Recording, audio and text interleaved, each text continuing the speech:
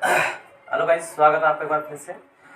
जैसे कि मैंने बताया था कि मैं आपको साइंस पढ़ाने वाला हूँ और आज जो हम जिस विषय पे बात करेंगे वो है साइंस। और जो साइंस का जो आपके पार्ट चैप्टर नंबर 5 है, जिसे कि दैनिक जीवन में रसायन, हम उसको क्या चर्चा करने वाले हैं।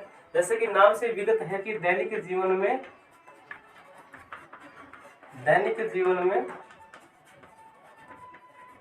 रसायन, तो इसके अंतर्गत वो सारे रसायन हम अध्ययन करेंगे जो हमारे दैनिक जीवन में, डेली रोजमर्रा के जीवन में हमारे काम में आते हैं। जैसे कि साबुन हुआ, अपमार्जक हुआ, अम्ल, क्षार, लवण। अम्ल, क्षार, अम्ल के अंतर्गत आप जब नींबू का सेवन करोगे तो आपका अम्ल का आभास होगा, सेब खाओगे तो आपका अम्ल का आभास होगा। ठीक है। और आपको जितना भी कड़वापन है वो आपको किसके कारण, छापों के कारण महसूस होता है। और जो नमक है वो एक तरह का लवण है जो हमारे दैनिक जीवन में उपयोग में आते हैं। ठीक है, तो हम बात करते हैं अम्लों के बारे में।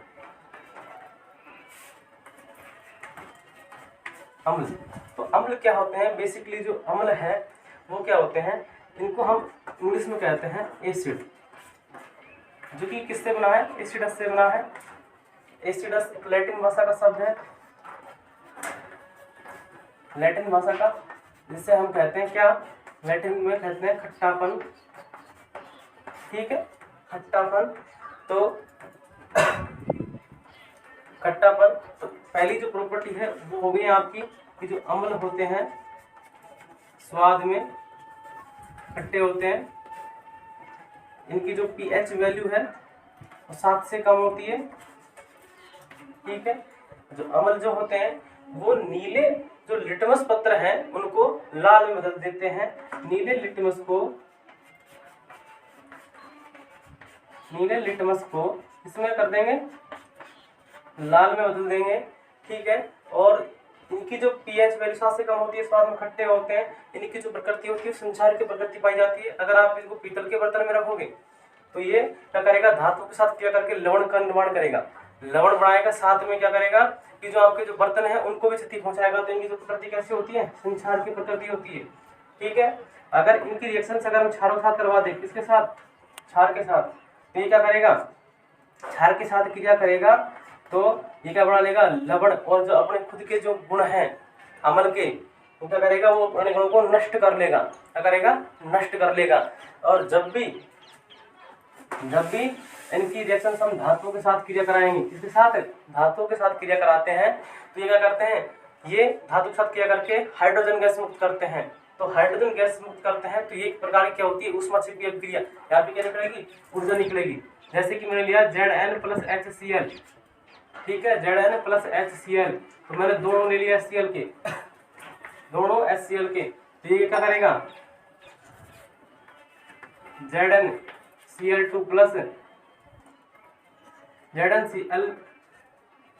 प्लस H2 गैस तो निकालेगा साथ में, प्लस क्या निकलेगी इसमें? ऊर्जा। तो कौन सी अभिक्रिया हो गई ये? ऊष्माक्षेपीय अभिक्रिया है, ऊष्माक्षेपीय अभिक्रिया। अगर इसकी हम रिएक्शंस कराएं, और दूसरी बात, अम्लों की जब रिएक्शंस आपको किसके साथ कराई जाएगी? जब धातु ऑक्साइड के साथ क्रिया कराई जाएगी। धातु ऑक्साइड के साथ क्रिया कराने पर ये क्या करेंगे? लवण प्लस जल का निर्माण करेंगे। जैसे कि मैंने क्या किया कि CuO है, क्या है? धातु ऑक्साइड। ठीक है, इसके साथ में रिएक्शन कराई किसकी? HCl की, दोनों HCl के ले लिए, रिएक्शंस करवाई, तो यहाँ पे क्या हो गया? CuCl2 प्लस H2O, क्या निकल गया? जल निकला यहाँ पे। ठीक है, अब बात करते हैं, जब हमें रिएक्शन की धातु कार्बोनेट के साथ करवाते हैं, किस साथ? धातु कार्बोनेट के साथ रिएक्शन करवाते हैं, तो वहां पे क्या निकलेगा? धातु कार्बोनेट के साथ रिएक्शन कराने पे CO2 प्लस H2O निकलेगा। क्या निकलेगा? H2O, कार्बन डाइऑक्साइड के साथ में H2O का निर्माण करेगा। जैसे कि मैंने लिया Na2CO3 प्लस HCl। ठीक है, मैंने लिया, तो यहाँ क्या निकलेगा? 2NaCl, दोनों ऐसे ले लिए, 2NaCl plus CO2 plus H2O। अब अगली जो प्रॉपर्टी है, अगर मैं इसके धातुओं के बाइकार्बोनेट के साथ रिएक्शन कराऊं, धातु के बाइकार्बोनेट के साथ रिएक्शन कर रहा हूँ तब भी क्या करेगा ये CO2 प्लस H2O का निर्माण करेगा। उनके साथ में कराता हूँ मतलब धातु बाइकार्बोनेट्स यानी कि NaHCO3, ये सोडियम हाइड्रोजन कार्बोनेट यानी कि सोडियम बाइकार्बोनेट है। इसकी रिएक्शन कराएंगे मैंने HCl के साथ। यहाँ पे आपको एक HCl का अणु लेना होगा, उसके साथ रिएक्शन कराते हैं, यह निकालेगा ये NaCl plus CO2 plus H2O। ठीक है, अब इनको दो तरह से बांट दिया है। किस तरह से? प्रबल अम्ल और दुर्बल अम्ल के आधार पर। जो प्रबल अम्ल होते हैं वो क्या होते हैं, अभी बात करते हैं इस पे। जो प्रबल जो अम्ल होते हैं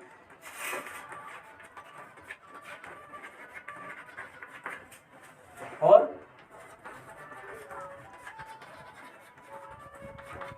प्रबल अम्ल जो होंगे उनका जो क्या होगा, प्रबल अम्ल जो है वो जल के अंदर अधिक मात्रा में वियोजित होते हैं या फिर पूर्णतः वियोजित हो जाते हैं, और जो दुर्बल अम्ल होते हैं वो कम मात्रा में या फिर कई बार नहीं होते हैं वियोजित। ठीक है, तो प्रबल अम्ल है उसके अंदर एग्जाम्पल्स है H2SO4, इसे कहते हैं सल्फ्यूरिक अम्ल या फिर गंधक का अम्ल, इसे कहते हैं सल्फ्यूरिक अम्ल और गंधक का अम्ल।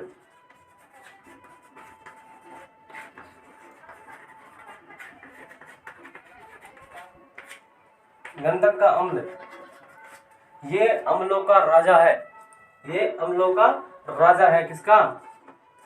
अम्लों का राजा। अगर आपको किसी इसका जो महत्व है वो बहुत अधिक है। अगर आप किसी देश की औद्योगिक प्रकृति के बारे में जानना चाहते हो कि इसने कितनी तरक्की की है, तो आप वहाँ के जो H2SO4 की जो खपत है यानी कि कितना उपयोग में जा रहा है H2SO4 औद्योगिक क्षेत्र में, आप उसको देखिए, उसके आधार पर आपको पता चल जाएगा कि कौन सा देश कितनी औद्योगिक तरक्की कर रहा है। ठीक है, H2SO4 इसका जो निर्माण, इसका जो काम है औद्योगिक क्षेत्र में बहुत अधिक काम में लिया जाता है। शीशा संचायक बैटरियां, कौन सी? शीशा संचायक बैटरियां, जो हमारे बैटरी आती है शीशा संचायक, उनमें काम लिया जाता है। किसके अंदर? शीशा संचायक बैटरी में काम लिया जाता है। ठीक है, अगला जो प्रबल अम्ल है वो है HCl, इसे कहते हैं नमक का अम्ल। किसे? नमक का अम्ल। इसका जो काम है ये हमारे आमाशय के अंतर्गत पाया जाता है। हमारे आमाशय जो पेट है उसके अंदर पाया जाता है। ठीक है, इसका जो उपयोग है ये जो सैनिटरी के जो काम में आते हैं, सफाई वफाई करने में, उसके अंदर काम में लिया जाता है। दूसरा औद्योगिक काम, आप उद्योगों में काम आता है, ये सफाई में काम आता है। ठीक है, और एक है HNO3, इसे कहते हैं सोरिक अम्ल। सोरिक अम्ल ये जो है ये उपयोग आता है किसमें? विस्फोटक बनाने में और उद्योगों में काम आता है। ठीक है, विस्फोटक बनाने में काम में लिया जाता है। अब बात करते हैं कुछ दुर्बल अम्लों की। दुर्बल अम्ल हो गया जैसे कि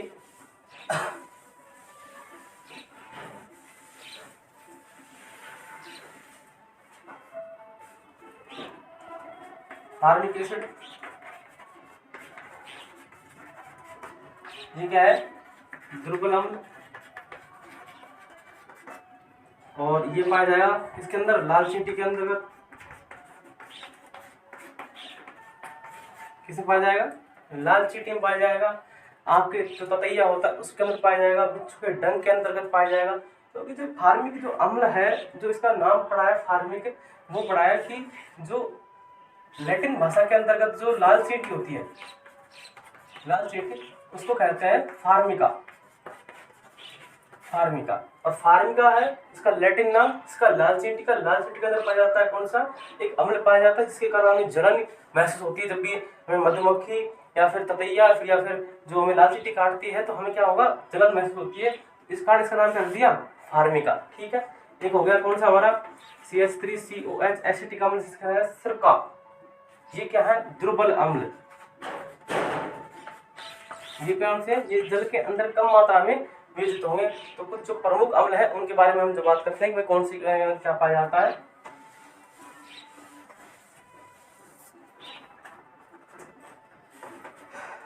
एस्कॉर्बिक अम्ल,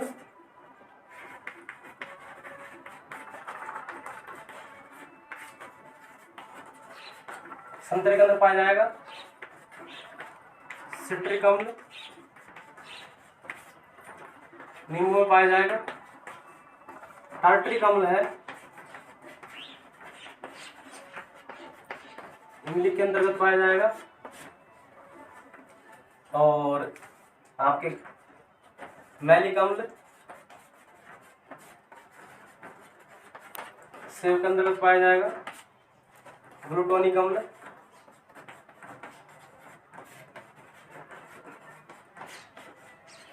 ये पाया जाएगा किसके अंदर, गेहूं के अंतर्गत। एक होता है H2CO3 कार्बनिक एसिड, ये पाया जाएगा किसके अंतर्गत, पेय पदार्थ जितने भी कोल्ड ड्रिंक्स है उनके अंतर्गत पाया जाता है। कौन सा, ये H2CO3 पाया जाता है। ठीक है, ये तो कुछ आपके हो गए बेसिक्स अम्ल जो आपके पाए जाते हैं किसके अंतर्गत, हमारे दैनिक जीवन में काम में आते हैं। और एक होता है ब्यूटरिक अम्ल,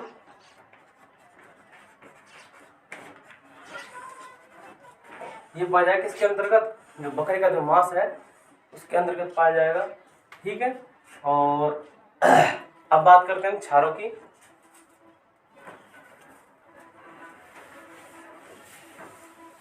क्षार जो होते हैं वो स्वाद में कड़वे होते हैं। क्षार इन्हें कहते हैं क्या, बेस या फिर अल्काली। अल्काली ये अरबी का है, इसके आधार पर इसे कहते हैं भस्म। क्या, भस्म। ये क्या होती है, स्वाद में अंदर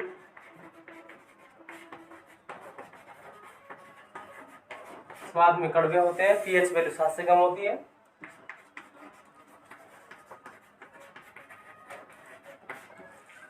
पीएच वैल्यू 7 से कम होती है। अगर इनकी रिएक्शन से क्षार के साथ करा दी जाए, अम्ल के साथ करा दी जाए, तो ये अम्लों के गुणधर्म नष्ट करने की क्षमता रखते हैं और छूने पे ये चिकने लगते हैं, चिकने साबुन जैसे चिकने लगते हैं।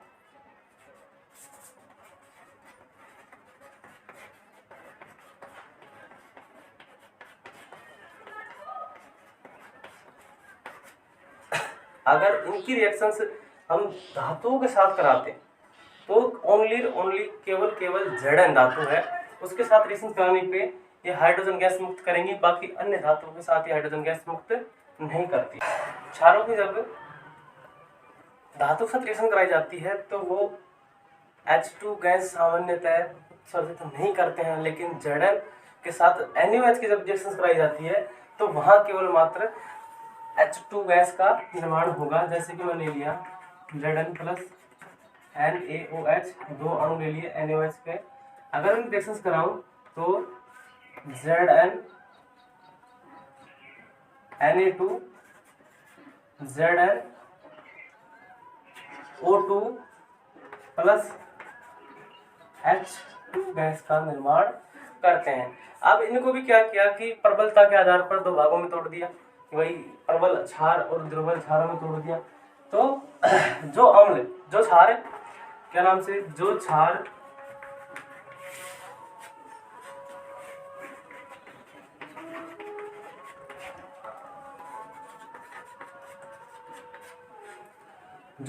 अधिक वियोजित होंगे जल में, यदि क्या होंगे, अधिक वियोजित होंगे जल में,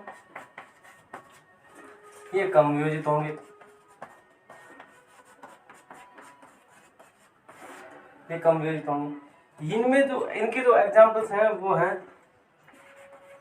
NaOH, इसका उपयोग होता है, इसे कहते हैं सोडियम हाइड्रोक्साइड। इसका जो निर्माण, इसका जो काम होता है वो होता है नमक निर्माण में, उद्योगों में और वस्त्र उद्योग जो काम में ले जाते हैं, वस्त्र उद्योगों में काम में लेते हैं।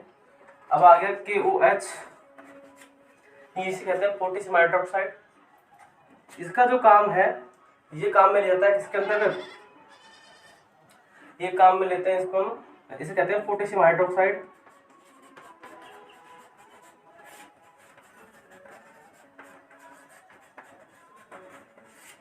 पोटेशियम हाइड्रोक्साइड इसका जो काम में हम लेते हैं, इसका लेते हैं साबुन के जो निर्माण में काम में लेते हैं, किसमें, साबुन के निर्माण में।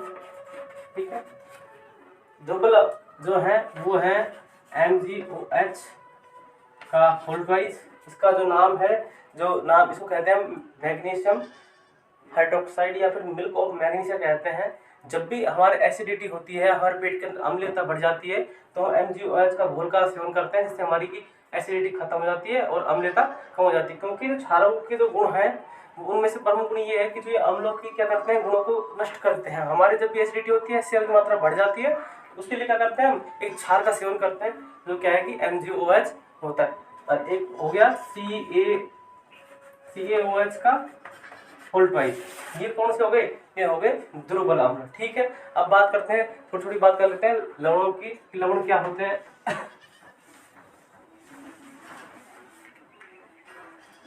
लवण जो है, लवण ये अम्ल प्लस क्षार की क्रिया के फलस्वरूप प्राप्त होते हैं। अम्ल प्लस क्षार की क्रिया के फलस्वरूप प्राप्त होते हैं, और ये क्या होते हैं, लवण प्लस जल का निर्माण करते हैं। लवण प्लस जल का निर्माण, जहाँ कहीं भी जल का निर्माण होगा वो अभिक्रिया उदासीनीकरण क्रिया होगी। ठीक है, ये कौन सी अभिक्रिया होती है, एक तरह की उदासीनीकरण अभिक्रिया होती है। इनका जो और ये जो है छूने पे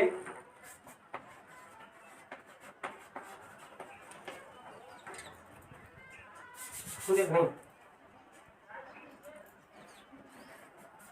इनके गलनांक और पतनांक होते हैं।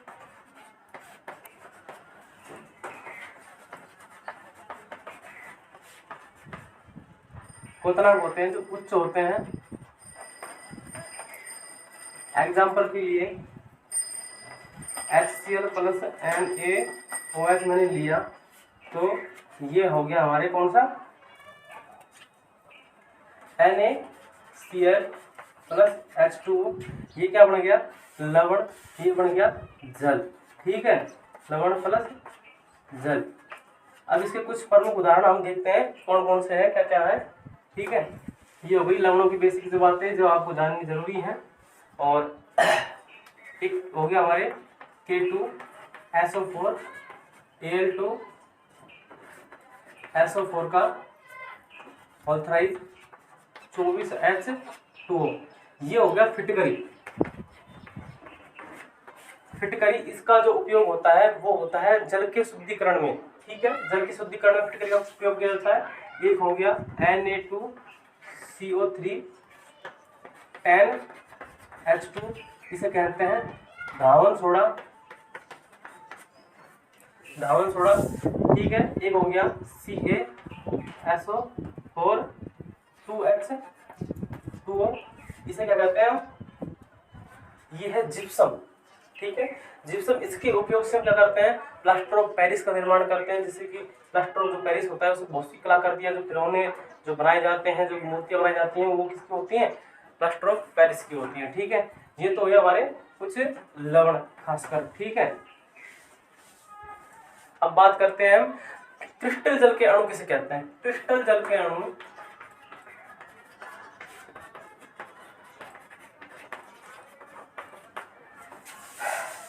लवणों के साथ में प्रयुक्त होने वाले जल के अणुओं की जो मात्रा है, जो अणुओं की संख्या है, उसे कहते हैं हम क्रिस्टल जल के अणु। जैसे कि हमने लिखा था अभी कि CaSO4 plus 2H2O, CaSO4 plus 2H2O, ये क्या है, यहाँ पे क्रिस्टल जल के अणु है। किसके, क्रिस्टल जल के अणु है। इधर था एक हमारे पास K2SO4 Al2SO4 का होल्थराइज 24H2O। ये जो 24H2O है, ये क्या है, क्रिस्टल जल के अणु है।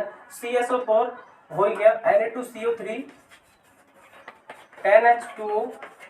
यहाँ जो 10H2O है, ये क्या है, यहाँ पे क्रिस्टल जल के अणु है। क्रिस्टल जल के अणु कितने हो गए, 10 हो गए।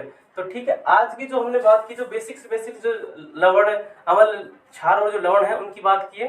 कल जो हम अम्ल, क्षार और लवणों को जो अलग अलग वैज्ञानिकों ने अलग अलग तरीके से बांटा, जैसे आर्नियस ने अपने अलग तरीके से बांटा, प्रोस्टेट ने अपने अलग तरीके से बांटा, तो इस उनके ऊपर चर्चा करेंगे और पाठ की चर्चा को आगे बढ़ाएंगे। अगर आपको वीडियो अच्छी लगी हो तो चैनल को लाइक सब्सक्राइब करना ना भूलें। ठीक है, धन्यवाद।